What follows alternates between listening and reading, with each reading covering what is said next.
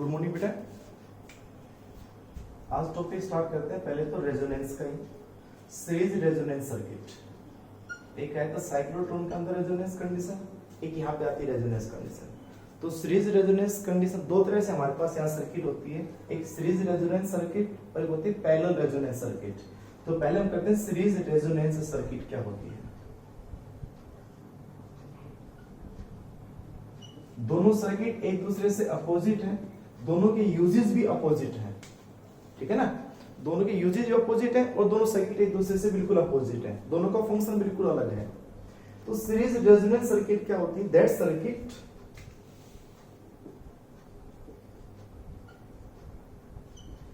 which admits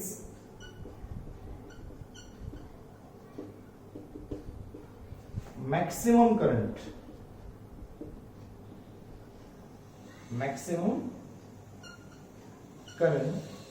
for a frequency equal to resonance frequency।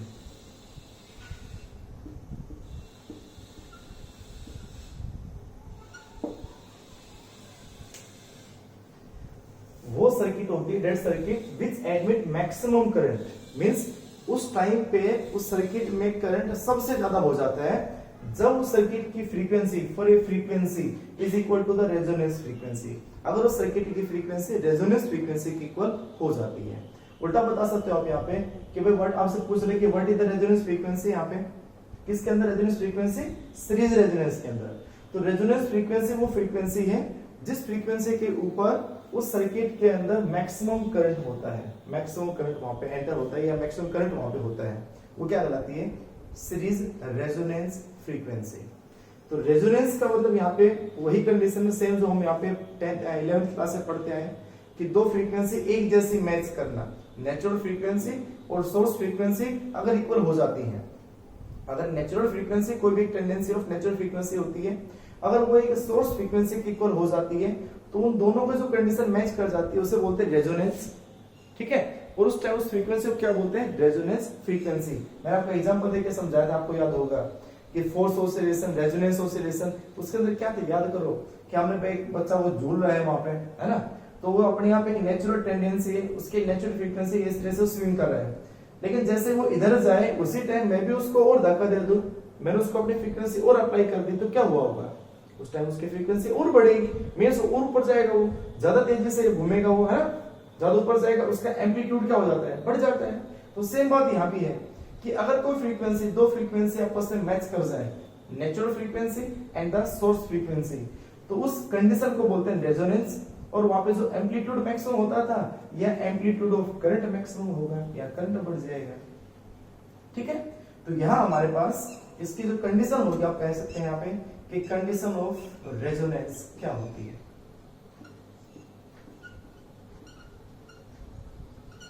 तो आप कहोगे यहाँ पे कि अगर if XL is equal to XC, अब ये तो कहने की जरूरत नहीं, बताने की जरूरत नहीं मेरे ख्याल से। XL क्या होता था? Inductive reactance. XC क्या होता है? Capacitive reactance. अगर resistance across the inductor and resistance across capacitor बिल्कुल अगर इक्वल हो जाते हैं तो उस कंडीशन को हम बोलते हैं कंडीशन ऑफ रेजोनेंस। अब इस कंडीशन से रेजोनेंस फ्रीक्वेंसी का डेरिवेशन कैसे निकालें? Expression for the resonance frequency वो कर रहा हूं मैं, एक्सप्रेशन फॉर रेजोनेंस फ्रीक्वेंसी।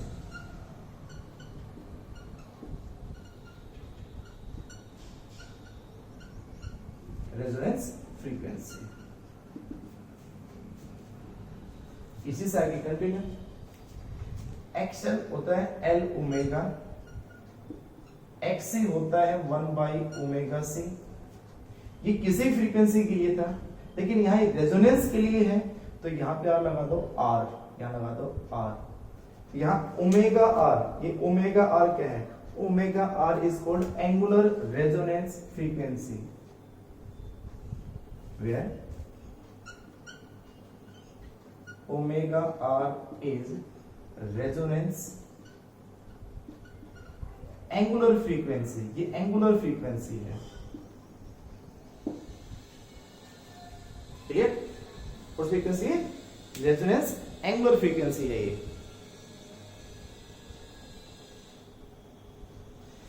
तो अब इसको न्यू जो सोर्स फ्रीक्वेंसी इसको बोलते हैं, पेपर में आता है what is the source frequency.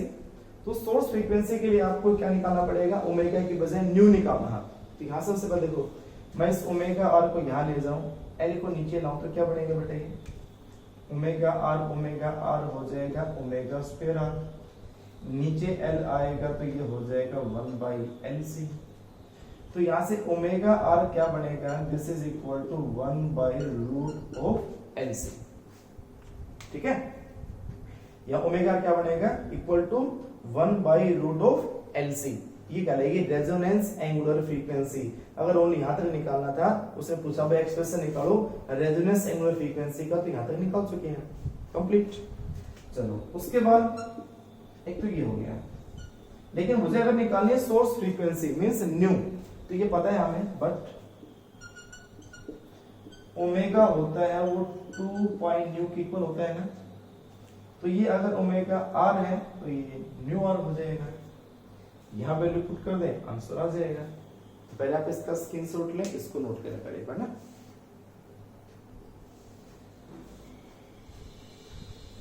हो गया? चलो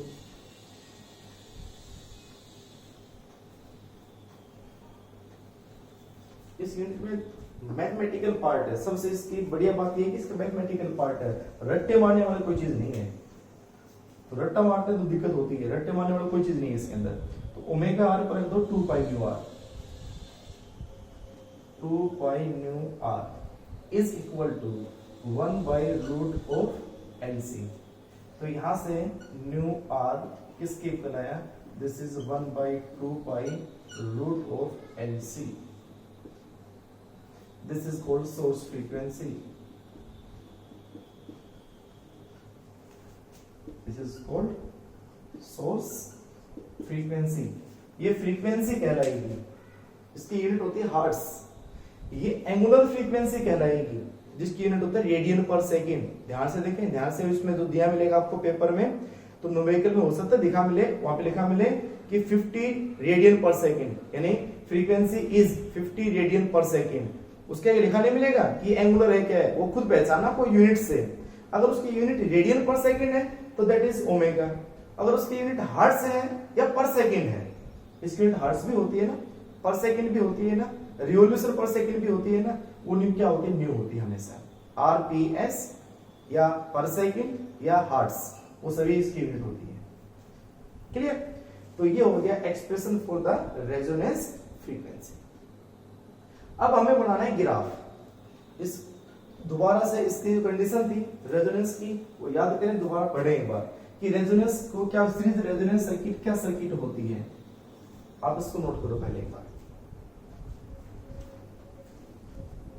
क्या कंडीशन थी, या इसे कहते हैं सीरीज रेजोनेंस सर्किट, कि जिस सर्किट के अंदर मैक्सिमम करंट एलिमेंट करता है for the frequency is equal to the resonance frequency. तो बनाते हैं graph, graphical variation between amplitude of current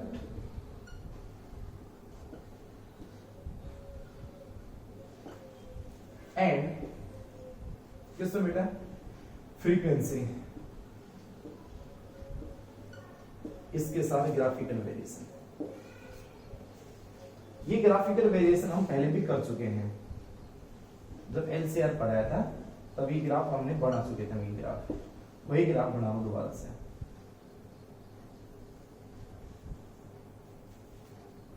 ये हम ग्राफ पहले बना चुके हैं। इधर करंट का एम्पलीट्यूड है, एम्पलीट्यूड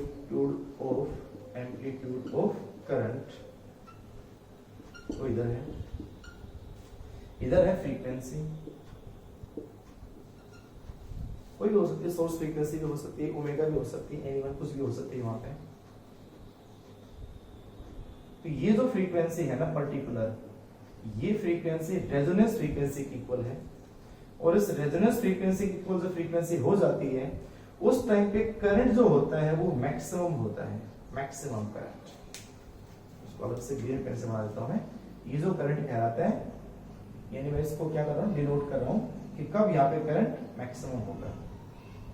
जो हमने इसकी कंडीशन पढ़ी हुई तो थी कि current becomes maximum if the frequency is equal to the resonance frequency. ये इसका ग्राफिकल वेरिएशन है। फिर उसके बाद में इसमें एक करंट और होता है जिसको बोलते हैं वर्चुअल करंट। वो वर्चुअल करंट कहां कब होता है, उस वर्चुअल करंट की कंडीशन क्या होती है, 21 के इक्वल होता है। यहां पे दो फ्रीक्वेंसी हैं, एक फ्रीक्वेंसी ये है ओमेगा 1, इस ओमेगा 1 पे भी करंट IB है, IB RMS value of current, this is equal to कितना होता है I0/√2। अब इसको ना I0/√2 को बीच में मत बना देना, अगर आपको इसको बीच में बनाते हो तो I0 का आधा क्या होता है I0/2, तो वो हाफ में होता है, लेकिन √2 है ये, 2 नहीं है। √2 की वैल्यू 2 से कम होती है, तो जस्ट इसकी वैल्यू ऊपर होगी, जस्ट आधा नहीं है, आधा होता तो यहां आता है, करंट का आधा होता तो नीचे आता है। तो जो वर्चुअल वैल्यू होती है वो करंट मैक्सिमम करंट का हाफ नहीं होता, I0/√2 होता है। तो एक तो फ्रीक्वेंसी होगी ओमेगा 1, उस ओमेगा 1 पे भी उसकी वैल्यू क्या है, virtual value of current, RMS value of current. और ऐसे ही जब फ्रीक्वेंसी लगातार बढ़ाते गए तो ओमेगा 1 में फ्रीक्वेंसी हुई तो उस पे करंट IB हुआ, फिर और बढ़ाते गए हम तो फ्रीक्वेंसी इक्वल होगी रेजोनेंस, तो रेजोनेंस फ्रीक्वेंसी हुई तो करंट क्या बढ़ गया मैक्सिमम, फिर फ्रीक्वेंसी को और आगे बढ़ाते चले गए हम। अब उसके बाद में करंट बढ़ने वाला नहीं है, अब करंट घटना स्टार्ट होता है, डिक्रीज होना स्टार्ट होता है, फिर वापस एक ऐसी स्टेज आ जाती है, एक ऐसी फ्रीक्वेंसी आ जाती है जिस पे करंट वही होता है जो ओमेगा 1 पे होता है। तो ओमेगा 1 और ओमेगा 2 दोनों पे सेम करंट है, आप देख लो यहाँ पे बिल्कुल दोनों पे सेम करंट है, ठीक है। उसके बाद अब फ्रीक्वेंसी बढ़ाते गए, अब करंट बढ़ने की बजाय कम हो गया और यहाँ आके वो कांस्टेंट हो जाता है, ना वो बढ़ेगा ना वो घटेगा। इस तरह से वेरी करता है कोई भी एक current, amplitude of current frequency के साथ, ये ग्राफिकल वेरिएशन है, ठीक है। फिर इसमें आप इसमें कंडीशंस और क्या बता सकते हो, एक्स्ट्रा और क्या बता सकते हो इसमें आप कि अभी ग्राफिकल वेरिएशन में आप इसकी ये जो विड्थ बता सकते हो, ये विड्थ क्या कहलाती है, ये विड्थ क्या कहलाती है, ठीक है। इसको क्वालिटी फैक्टर बताऊंगा, फिलहाल आप इसको नोट कर लें, इसका ग्राफ को बना लें अच्छे से बना, ठीक है। तो ये हो गया सीरीज रेजोनेंस सर्किट। अब बात आती है कि काम कहां आती है, ये सर्किट हम कहां यूज करेंगे हम, ठीक है, कहां यूज करेंगे हम सर्किट ये, तो हम इसका यूज करते हैं practical application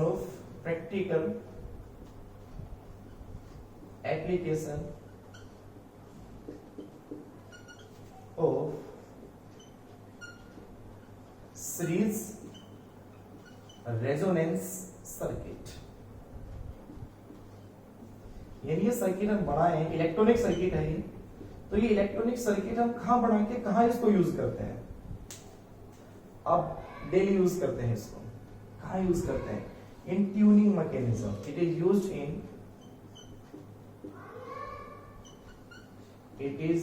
in tuning mechanism.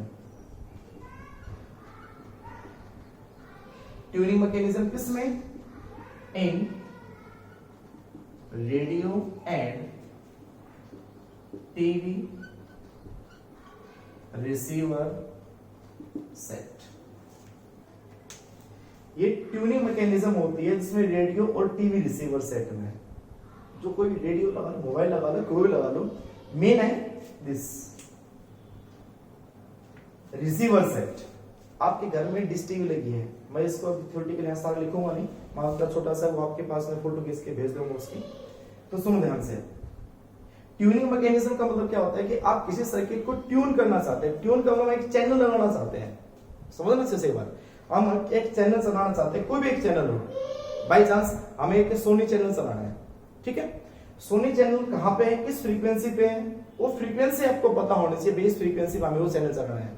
या रेडियो की बात करो, एफएम है, एफएम में कौन सा रेडियो सिटी चलाना है या कुछ भी चलाना है, वो 91.1 पे आता है।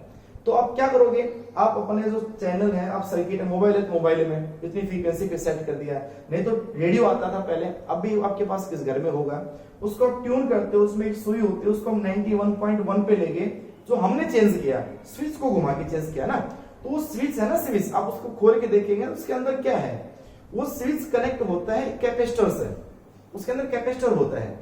उस कैपेसिटर को हम चेंज करें, घुमा रहे हैं तो कैपेसिटर की चेंज हो रही है, क्या चेंज, कैपेसिटर की फ्रीक्वेंसी। तो वहां उस कैपेसिटर की फ्रीक्वेंसी चेंज होने का मतलब हमने अपना जो रिसीवर सेट है ना उसकी फ्रीक्वेंसी को सेट कर दिया, चेंज करके सेट कर दिया 91.1 पे कर दिया। अब हमारा एफएम जो हमारा जो क्या है डिवाइस है, उस डिवाइस पे वहां से तो ऊपर से तो यानी जो ट्रांसमीटर होता है, बोलते हैं सैटेलाइट जो होता है, उस सैटेलाइट से तो सारे चैनल आ रहे थे ना, तो उस पर्टिकुलर सैटेलाइट से हमें एक चैनल रिसीव करना था रेडियो सिटी का 91.1 का। तो हमने क्या किया, हमने उस चैनल को हमने सेट कर दिया अपनी फ्रीक्वेंसी का, उस सेट में सेट कर दिया आपने रिसीवर सेट में। तो फिर क्या हुआ, उस चैनल की फ्रीक्वेंसी जो वहां सैटेलाइट के अंदर फिक्स करके पहले से भाई ये चैनल ना इसी से फ्रीक्वेंसी पे चलेगा, और आपने भी वही सेट कर दिया सर्किट की फ्रीक्वेंसी।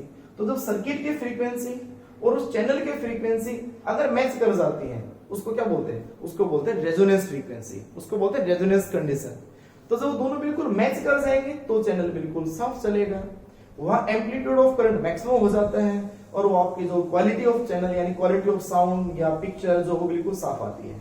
आप खुद करके देख लेना, अगर आपने 91.1 की बजाय 91 ही लगा दिया, आपने सेट कर दिया, एक मिनट अंकल नीचे चिड़ी गई। तो बात समझ में आई। हमें क्या करना होता है, तो किसी भी रिसीवर सेट में आपको पर्टिकुलर चैनल चलाने के लिए, यानी यहाँ पे क्या बताओगे आप सिंपल से 2-3 लाइन बता देना, क्या कि किसी भी एक रिसीवर के ऊपर किसी भी ब्रॉडकास्टिंग, एक ब्रॉडकास्टिंग चैनल होता है, उस ब्रॉडकास्टिंग चैनल से बहुत ज्यादा रिसीवर के ऊपर सिग्नल आए हुए हैं। हमें किसी भी पर्टिकुलर सिग्नल को अगर रिसीव करना है तो आपको अपने रिसीवर सेट की फ्रीक्वेंसी उस चैनल की फ्रीक्वेंसी के इक्वल करनी होगी। अगर आप उसके चैनल की फ्रीक्वेंसी को अपने जो सेटअप की फ्रीक्वेंसी के बराबर आप कर दोगे तो वहां एम्पलीट्यूड ऑफ करंट हो जाएगा मैक्सिमम, और उस टाइम पे पिक्चर क्वालिटी, साउंड क्वालिटी जो आप सुनना चाहते हैं, देखना चाहते हो, बिल्कुल साफ होगी।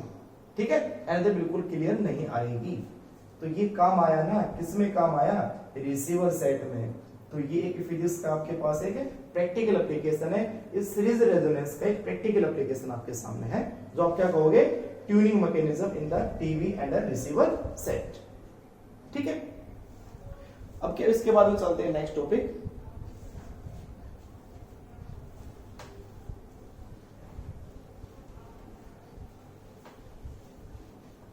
उसके अंदर भी ग्राफ चाहिएगा हमें, जो वाला टॉपिक है उसमें, वो टॉपिक कहलाता है क्वालिटी फैक्टर। क्वालिटी फैक्टर, ठीक है, या इसको कहते हैं क्यू फैक्टर, क्वालिटी फैक्टर या फिर क्यू फैक्टर, और इसको ये भी कह सकते हैं और शार्पनेस ऑफ रेजोनेंस। मैं इसी का यही पे इसका मतलब लिख देता हूं, और शार्पनेस ऑफ रेजोनेंस। ठीक है, तो what is the quality factor, what is the Q factor या शार्पनेस ऑफ रेजोनेंस, क्या काम है, क्या सिग्निफिकेंस इसका। देखो सिग्निफिकेंस क्या है, सेम उसी से लिंक है ये भी, सीरीज रेजोनेंस से ही लिंक है ये भी। तो क्वालिटी फैक्टर जो होता है, it is the ratio, it is the ratio of voltage across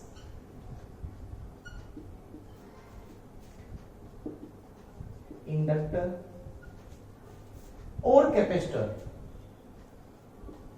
and मत कर देना, या तो इंडक्टर या कैपेसिटर, एक ही डिवाइस लिया जाएगा। It is the ratio of voltage across inductor और capacitor to the voltage across register.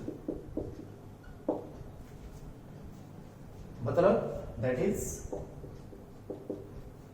Quality factor यानी कि Q, this is the ratio of voltage across inductor to the voltage across resistor, या फिर और quality factor also equal to voltage across capacitor and voltage across resistor. ठीक है, तो तो अब इस आप दोनों को चाहे इसको सोल्व कर ले चाहे इसको सोल्व कर, पेपर में दोनों सोल्व नहीं करने हैं, आपको एक लिखना है, चाहे इंडक्टर का चाहे कैपेसिटर का, कर दो भाई सोल्व। तो एक तो डेफिनेशन अगर आपके पास वोल्टेज है तो दोनों को डिवाइड करो, क्यों आ जाएगा, न्यूमेरिकल निकालना हो तो। फिर उसको कंप्लीट डेरिवेशन करना है, तो कैसे करोगे, देखो वोल्टेज अक्रॉस इंडक्टर हो सकता है आरएमएस हो सकता है पीक वैल्यू हो, कुछ भी हो सकती है। अगर आरएमएस वैल्यू होगी तो हम लिख देंगे भाई आई वी यानी कि वर्चुअल वैल्यू इनटू एक्सएल, अरे ओम्स ना, I equal V equal to I R, तो इसका आई और इसका रेजिस्टेंस, तो इसका आई हो गया इसी alternating current, virtual current, RMS current, और उसका रेजिस्टेंस हो गया एक्सएल। सेम ऐसे रेजिस्टेंस का क्या हो जाएगा, I V into R, I V से आई वी कैंसिल हो गया। तो एक क्वालिटी फैक्टर का फॉर्मूला आ गया एक्सएल डिवाइड बाय आर। ऐसे थोड़ा आप इसको सोल्व करेंगे तो यहाँ पे क्या आ जाएगा, क्योंकि कैपेसिटर में या तो इंडक्टर मिलेगा या कैपेसिटर मिलेगा, एक मिलेगा वहां पे।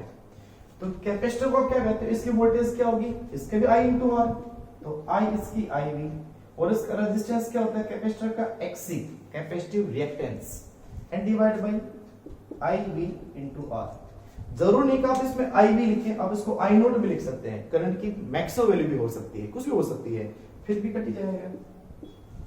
तो अगर लेकिन ये मैक्सिमम होगा तो ये भी मैक्सिमम लेना पड़ेगा, ये नहीं इसकी तो वर्चुअल ले लिया इसका मैक्सिमम ले लिया, ऐसा नहीं करना है, ठीक है। करो भाई, तो ये हमारे पास क्वालिटी फैक्टर कितना बना, ये बन गया एक्स सी डिवाइड बाय एक स्टेप में आ गया। और चलो थोड़ा आगे फ्रीक्वेंसी में लेके आओ, एक्सएल को हम कहते हैं एल ओमेगा कहते हैं ना, और वो फ्रीक्वेंसी कौन सी, रेजोनेंस फ्रीक्वेंसी, ये रेजोनेंस वाली कंडीशन है। तो L omega R and divide by R, ये क्या बन जाएगा, एक्सी क्या होता है 1 बाई ओमेगा सी, तो ओमेगा कौन सी, ओमेगा आर, और डिवाइड बाय सी, सी ना आर भी है, आर भी, ठीक है।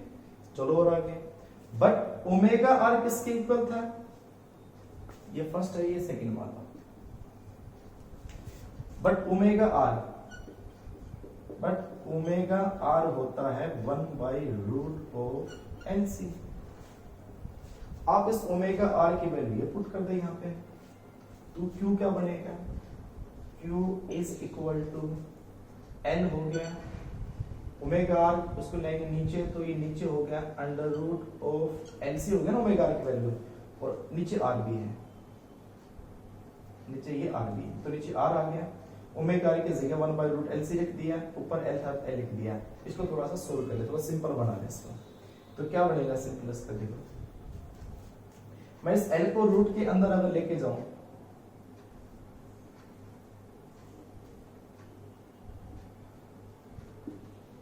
इसको, तो ये आ जाएगा 1 बाई आर, तो बाहर है, एल को रूट के अंदर ले जाऊं तो एल स्क्वायर हो जाएगा भाई, और डिवाइड बाई क्या, एल सी, एल से एल हो गया कैंसिल, क्या बचेगा बेटा, Q is equal to 1 by R under root L by C, आ गया। इसको सोल्व करके हमारे पास ये इक्वेशन आ गई, ये आ गया क्वालिटी फैक्टर। सेम ऐसे ही आप इसमें भी ओमेगा आर की जगह क्या पुट करो, वही 1 by root of L C यहां पुट करें, Q क्या बनेगा, Q इज इक्वल टू, अभी 1 omega R 1 by root L C है, तो रूट एल सी ऊपर जाएगा, root of L C divide by इस C को मैं क्या करूं, रूट के अंदर ले जाऊं तो बताओ, मैं इसको C स्क्वायर कह दूं, अगर C को रूट के अंदर ले जाओगी तो C स्क्वायर आ गया, और इनटू क्या आ गया 1 बाई आर। थोड़ा सा मैथमेटिक्स पे ध्यान देना बेटा, C से C हो गया कैंसिल, क्या बना बेटा, Q इज इक्वल टू, क्या यही बनेगा जो ये है, क्या बने 1 by R root of L by C. आपसे किसी फॉर्मूले को ड्राइव कर लेना, तो VL बाई VR को ड्राइव कर लेना, VC बाई VR को ड्राइव कर लेना, लास्ट रिजल्टेंट वही आएगा, Q is equal to 1 by R root of L by C. This is the quality factor. तो ये इसका फॉर्मूले है बेटा, 3 फॉर्मूले हैं, 1 2 यानी कि 2, ये हो गया एक्स्ट्रा वगैरह का 2, और एक तीसरा ये। और एक और कराऊंगा उसके बाद में, पहले आप इसको नोट करें। बड़ा आसान सा है, कोई मुश्किल नहीं है, दो तरीके बता दिए, जो आपको सही लगे वो कर लेना। ठीक है, एक और डेफिनेशन क्या है इस क्वालिटी फैक्टर की, वो देखिए भाई, ये मिटा रहा हूं मैं।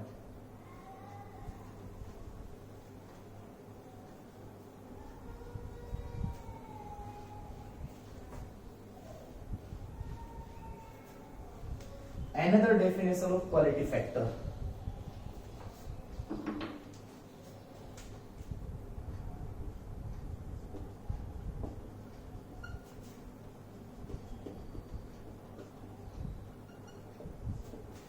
ये डेफिनेशन बेटा एक न्यूमेरिकल में काम आएगी, यानी कि जो फॉर्मूला कोड करा रहा हूं एक न्यूमेरिकल में काम आएगा।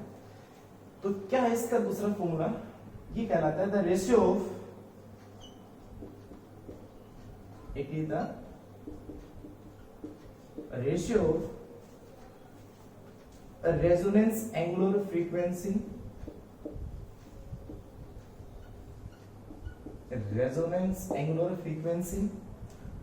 to the bandwidth। अब ये बैंडविड्थ क्या है ये भी बताऊंगा, पहले वही ग्राफ बना देता हूं मैं, तो थोड़ी देर पहले हमने बनाया था।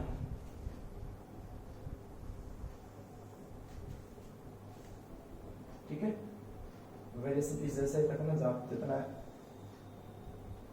इधर है इतना यहाँ पे है। क्या क्या था, यहाँ पे था एम्पलीट्यूड ऑफ करंट, है ना, और इधर थी फ्रीक्वेंसी ओमेगा, यहाँ पे ये आया था करंट मैक्सिमम, जब फ्रीक्वेंसी रेजोनेंस फ्रीक्वेंसी की इक्वल थी, बस इधर इसको ओमेगा आर कर दो, ये हो गया ओमेगा आर, और इस ओमेगा आर पे जो करंट था वो मैक्सिमम करंट था आई नॉट। उसके बाद दो करंट ना सॉरी एक करंट और आया था जिन दो फ्रीक्वेंसीज पे, एक फ्रीक्वेंसी थी ओमेगा 1 और एक फ्रीक्वेंसी ओमेगा 2, और ये यहाँ पे करंट जो था वो आई बी था, this is equal to I naught by 2। ठीक है, तो यहाँ पे बैंडविड्थ क्या है, बैंडविड्थ होती है ये ओमेगा 1 और ओमेगा 2 इन दोनों फ्रीक्वेंसी के टोटल विड्थ, यानी यहां से लेकर यहां तक final frequency minus initial frequency, यानी कह सकते हो आप फ्रीक्वेंसी रेंज। जैसे सिंपल सा एग्जांपल कि एफएम की रेंज क्या होती है, एफएम होता है हमारा जिसको आप सुनते हो आप रेडियो में, तो एफएम की रेंज क्या होती है, एएम की रेंज। अब एफएम की जो रेंज होती है, एफएम के जितने भी चैनल चलते हैं वो 88 मेगाहर्ट्ज से लेकर 108 मेगाहर्ट्ज के बीच में चलते हैं, 88 मेगाहर्ट्ज से लेकर 108 मेगाहर्ट्ज के बीच में चलते हैं। चाहे हमारा आपके एफएम के कितने भी चैनल हो, सारे के सारे, चाहे वो 100 चैनल हो, चाहे वहां पे 150 चैनल हो, वो 88 मेगाहर्ट्ज से 108 मेगाहर्ट्ज के बीच में चलेंगे, 88 टू 108। तो इसका मतलब एफएम की बैंडविड्थ क्या है, एफएम की बैंडविड्थ हो जाएगी 108 माइनस 88, कितना होगा 20 मेगाहर्ट्ज। तो हमारे एफएम की बैंडविड्थ होगी 20 मेगाहर्ट्ज, कि हमारे एफएम में एफएम को जो लिमिट दी गई है ना वो 20 मेगाहर्ट्ज है। तो किसी भी चैनल का अगर आप उसमें 1000 चैनल होंगे तो हर एक चैनल में फ्रीक्वेंसी का मामूली से डिफरेंस आता चला जाएगा। लेकिन अगर चैनल क्या होंगे, कम होंगे, जैसे एक हमारे पास 91.1 पे, एक 93.5 पे, तो डिफरेंस ज्यादा हो गया ना। लेकिन अगर चैनल बढ़ेंगे तो इनके बीच में कोई और चैनल भी आएंगे तो उनमें डिफरेंस और कम हो जाएगा। तो थोड़ा सा अगर उसको चेंज करोगे तो नया चैनल आ जाता है वहां पे। तो लेकिन इसकी बैंडविड्थ फिक्स है, वो फिक्स ओनली कितनी है 20 मेगाहर्ट्ज है। तो सेम ऐसे यहाँ पे बैंडविड्थ क्या है, ये बैंडविड्थ है ओमेगा 2 ओमेगा 1 इन दोनों के बीच की फ्रीक्वेंसी, यानी total gap between the omega 2 and omega 1, this is called bandwidth. तो आप हाफ हाफ होती है बेटा, ओमेगा आर से लेकर ओमेगा 1 के बीच की विड्थ है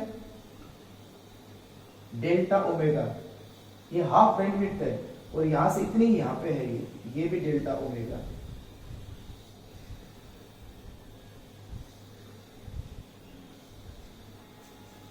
तो delta omega is called half of the bandwidth. तो टोटल बैंडविड्थ क्या बनेगी, ओमेगा 1 से लेकर ओमेगा 2, टोटल बैंडविड्थ बन जाएगी 2 delta omega.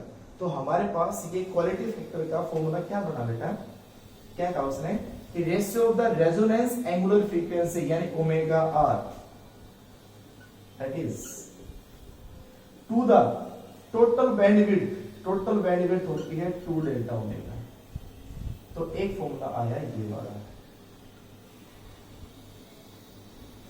Where delta omega क्या है, delta omega is half bandwidth. तो किस किस के इक्वल होगा, एक डेल्टा ओमेगा इसका निकाल दो, एक इसका निकाल दो, आप निकाल सकते हो। Delta omega is equal to, ये पहला वाला कौन सा आ जाएगा, ओमेगा आर माइनस ओमेगा 1, क्योंकि ओमेगा ज्यादा है, तो ये आ जाएगा omega R minus omega 1। And एक और जो हाफ, अगली हाफ बैंडविड्थ है वो कितनी होगी, ओमेगा 2 माइनस ओमेगा आर होगी ना, ओमेगा 2 माइनस ओमेगा आर। अब टोटल बैंडविड्थ क्या होगी, ट्वाइस ऑफ डेल्टा ओमेगा, कितनी मुझे बताओ आप, टोटल बैंडविड्थ। तो इन दोनों को आप ऐड करोगे, अब ऐड करोगे तो 2 डेल्टा ओमेगा क्या बनेगा, ओमेगा आर प्लस माइनस क्या हो गया कैंसिल, क्या बचा ओमेगा 2 माइनस ओमेगा 1। ये टोटल क्या कहलाती है, बैंडविड्थ। ठीक है, और यहाँ पे ओमेगा 1 और ओमेगा 2 क्या है, फिर आप इसको नोट करो पहले अच्छे से, एक बार इसको समझो अच्छे से। ठीक है, इसका स्क्रीनशॉट ले आप एक बार।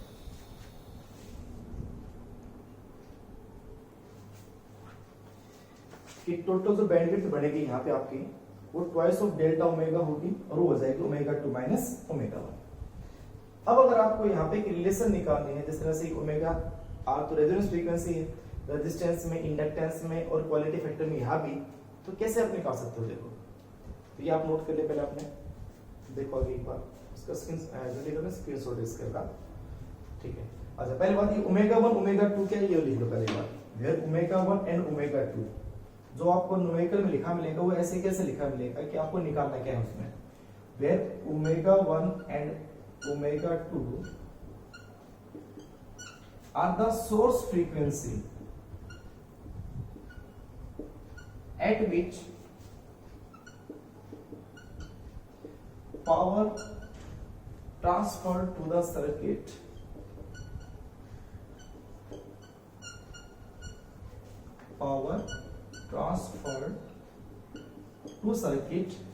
half the resonating frequency.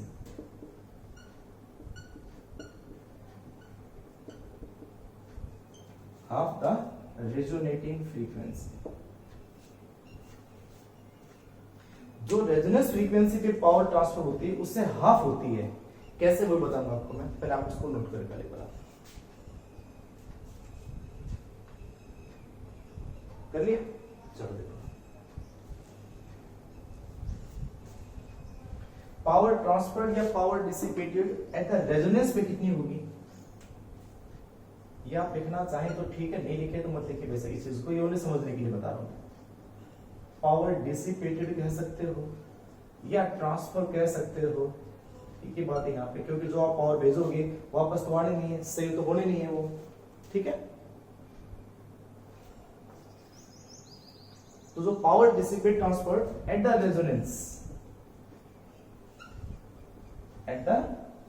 Resonance frequency, वो पावर कितनी होती है बेटा, दिस इज इक्वल टू, और उस पर करंट क्या है, आई नोट, तो आई स्क्वायर आर होता है, तो कितना बढ़ेगा, आई नोट स्क्वायर आर बढ़ा ना बेटा। Power dissipated at the resonance कितना बनेगा, P इक्वल टू होता है आई स्क्वायर आर, तो यहां पे करंट क्या है, आई नोट, तो I note square R. But omega 1 और ओमेगा 2 पे करंट कितना है, ओमेगा 1 ओमेगा 2 पे करंट है आई नोट स्क्वायर, ना sorry I naught by root 2, तो एट द पावर डिसिपेटेड और ट्रांसफर्ड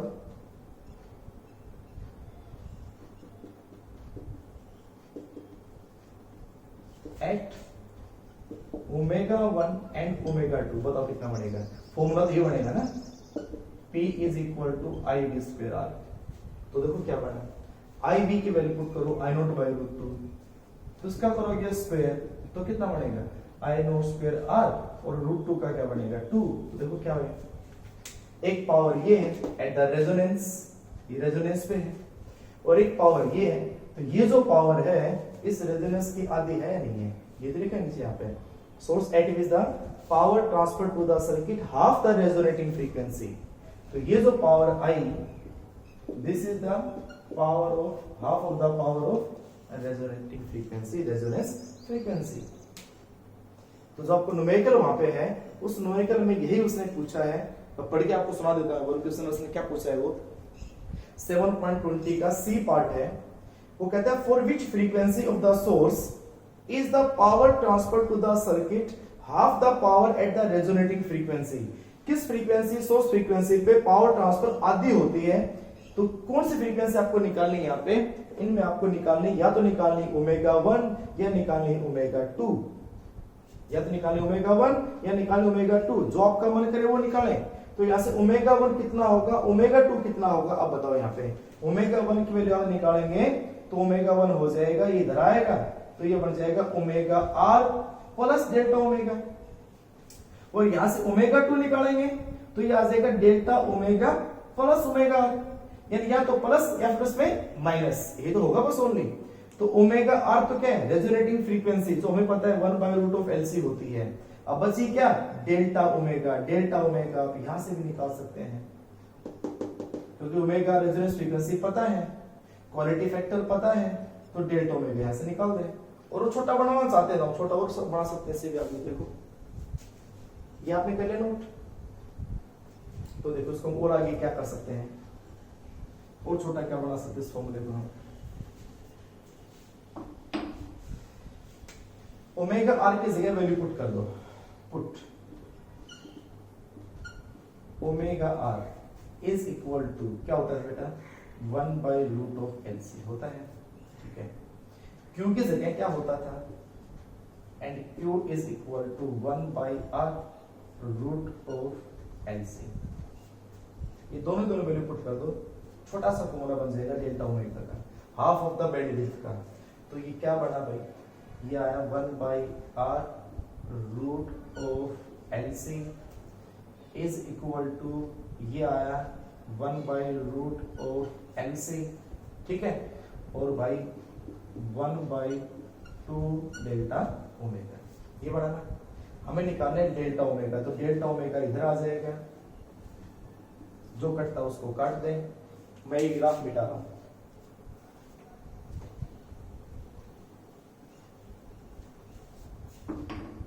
तो यहां से डेल्टा ओमेगा आपको निकालनी है, जिसको बोलते हैं हाफ बैंडविड्थ। वो क्या बनेगा भाई, इधर आएगा तो ये इधर जाएगा, तो आर गया ऊपर, ठीक है। और मल्टीप्लाई बाय क्या हो जाएगा, ये उल्टे हो जाएंगे, C/L हो जाएगा, ठीक है भाई। और यहाँ पे क्या है, ये 1/√LC के अंदर ही है 1/LC, ठीक है। और क्या बच गया, यहाँ पे 2 भी बच रहा है, तो C से C कैंसिल हो गया, 1/, पूरा रूट में था, L और L क्या बनेगा, L² से बाहर रूट क्या बनेगा, L आएगा। तो डेल्टा ओमेगा का फॉर्मूला छोटा सा बना है, नहीं बना, दिस इज R/2L, R/2L। तो ये शॉर्ट फॉर्मूला है, छोटा सा फॉर्मूला बना हाफ ऑफ द बैंडविड्थ का, जो आप उस न्यूमेरिकल में, पर्टिकुलर उस न्यूमेरिकल में सीधा आप पुट कर सकते हैं। कोई और भी आ जाए कि हाफ बैंडविड्थ कितनी होती है, तो बस आपको रेजिस्टेंस पता होना चाहिए और इंडक्टेंस पता होना चाहिए, आप उसको निकाल सकते हैं, ठीक है। तो मैं कहता हूं आप उस क्वेश्चन को 7.20 उस क्वेश्चन को निकालने की ट्राई करें, जाते ही जरूर, नहीं आता फिर आप मेरे को बता देते, ठीक है। ठीक है बेटा, हो गया स्क्रीनशॉट। तो ये क्वेश्चन है एनसीईआरटी में 7.20 का, आप जरूर उसको ट्राई करें निकालने की। अच्छा क्वेश्चन है, इंपॉर्टेंट क्वेश्चन है वो भी। ओके, थैंक यू, बाय बेटा।